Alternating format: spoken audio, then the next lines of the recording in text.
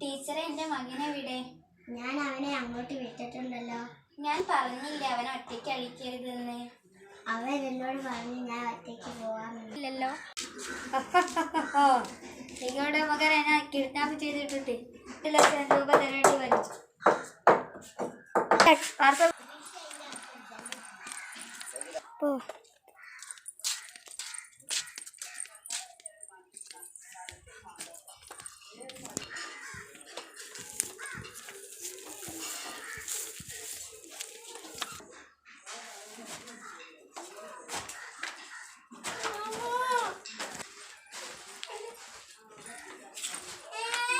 എന്റെ മകൻ ഇവിടെ തന്നെയുണ്ട്.